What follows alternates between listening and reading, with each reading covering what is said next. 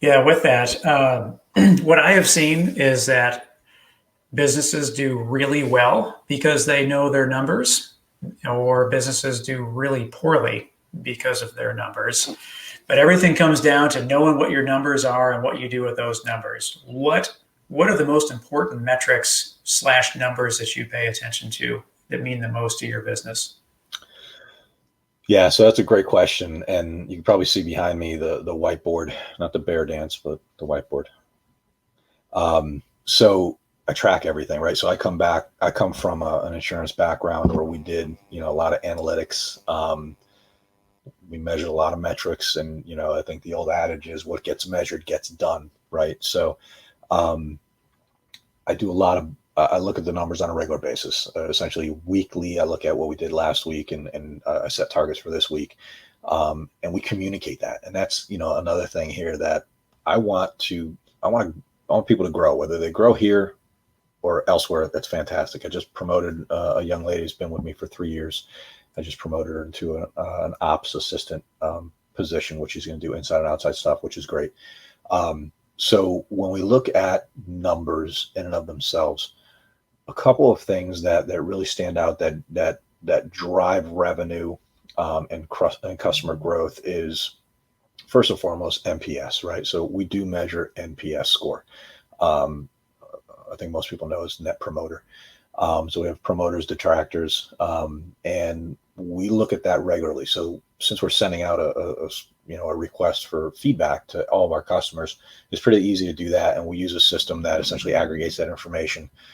So we track that. We have a target that we want to hit, and right now we're hovering about 86, 87% NPS, which is excellent. It's fantastic. And anything that comes in that's anything under an eight will still call on because we're asking for a rating between 1 and 10. So 8 will call on, 7s we're definitely, and anything below we're calling on. And so that's Alex's position, right? She's now, anytime we get those reviews, she's picking up the phone saying, hey, we appreciate your feedback. What could we have done better to earn a 10? Or how can we develop our people? And everything is very developmental. It's not punitive. I don't bring anybody in here and beat them down because they got a 7. We bring them in and say, hey, listen, you guys could have gotten a 10, and it's simple, right? You missed A, B, and C. So because I want you to maximize your paycheck, and I'm genuine when I say that, let's just make sure we hit these things moving forward, because it was pretty important for this customer that that we missed it. So we'll update the notes, we'll do those things. So NPS is huge. In addition to that, recurring customers. So our recurring customer count is really something that determines the health of the business. If our recurring customer count is going down, then that means we've got an issue with our folks in the field. We've got an issue with quality, or there's an external driver, right? So the economy, right? Thankfully, here in Southeast Virginia, it's not like we're in Manhattan or in Seattle, where the majority of the economy is driven by the stock market.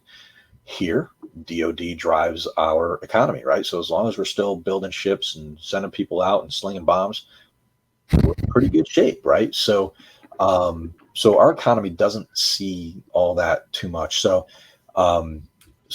recurring customers is a big one, and then the mix of recurring versus one time, because obviously this is a subscription based, recurring based business. The more recurring we have, the more revenue we're going to generate over the duration.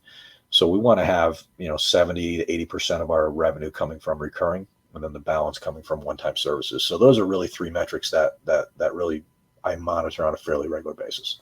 Well, and once you have them, it's easier to upsell them or get them in again. It's what here we are with a quote again. It's cheaper to retain a customer than to get a new customer, and so that's the recurring model. Yeah. So and that's similar to again, my insurance background, right? So I don't want to go search for new customers. I want to, my retention should be as high as possible so that organically they come back to me. Well, I mean, when was the last time that you fired your insurance person? It's been a while. Like mine's been 15, 16 years. And ironically, I didn't know the guy at the time. I actually have met him through he's a friend of a friend. So it's kind of weird how that ended up happening. But I just randomly called the insurance company, for home and auto and all that craziness. And I haven't changed in decades. Yeah. I don't think it's wild. I would think as well, there's got to be some sort of number that, from a reoccurring standpoint, that once you hit X times that you go back to the same household, that the lifetime value of that customer probably skyrockets because you have a client for life for the most part. Yeah. And we, you know, I broke down some of the numbers recently, and we've got, I've got it written down somewhere. I think it's like 18 or 19 customers that we have had since we opened April, May of 2017. And you know, so we've had them for over 3 years. And they're huge promoters, you know, they're huge promoters. But again, we're in a transient area, right? So with military and whatnot, you know, people are in and out here, you know, usually in 3 years. But when I look at people who've run through the life cycle of a customer, to me, that life cycle is I've moved in the area or I'm looking for a cleaning service. They keep us until we do the move out clean and they leave. And so to me, that's a successful, you know, longevity for a customer.